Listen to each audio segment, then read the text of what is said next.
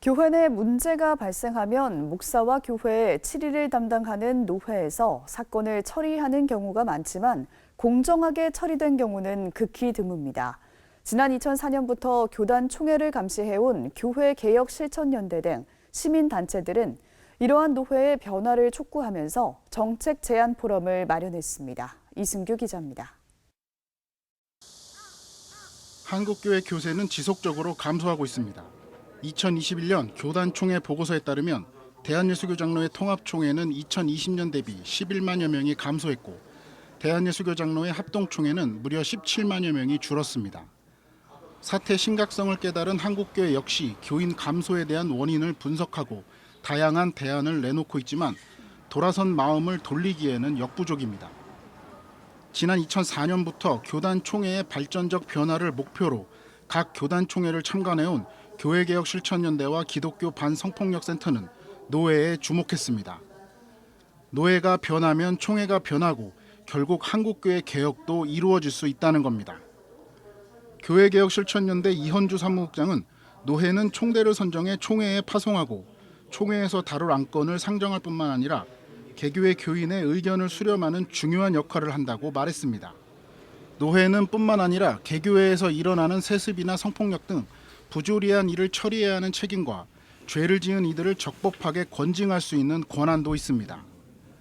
발제자로 나선 개혁연대 이헌주 사무국장은 노회가 무조건 목사와 장로 편만 들지 않고 교회 내 부조리를 적법하게 처리만 한다면 교회 문제가 세상 법정에 갈 일도 없다고 말했습니다. 문제가 발생한 교회에 스스로 문제를 해결하지 못하고 전전긍긍하고 있을 때 노회가 제 식구 감싸기처럼 덮고 가는 것이 아니라 중재를 통해 공론장을 열고 정보를 공유하며 교인 모두가 함께 기도하고 머리를 맞대며 풀어가도록 지도했다면 어떠했을까? 뒤이어 발제자로 나선 기독교 반성폭력센터 박신원 실장은 교회 내 성폭력을 근절하기 위해 노회의 제대로 된 역할을 촉구했습니다. 성폭력이 발생할 경우 노회가 1차로 시시비비를 가리고 권징 등을 행사해야 하지만 지금까지 그렇게 한 경우는 거의 없기 때문입니다. 박신원 실장은 노회가 재판을 제대로 하지 않으니 피해를 당한 교인들이 사회법정에 문제를 제기하고 이는 평소 사회법정에 고소하는 것을 지향하는 교회 모습과 모순이라고 말했습니다. 현재 교회 내 성폭력 피해자 지원 기구가 있는 교단은 대한예수교 장로회 통합총회와 한국기독교장로회, 기독교대한감리회뿐입니다.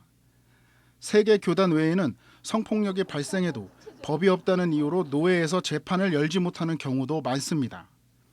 상황이 이렇다 보니 피해자 보호와 사후 대책, 재발 방지를 위한 정책은 꿈도 못 꾸는 현실입니다.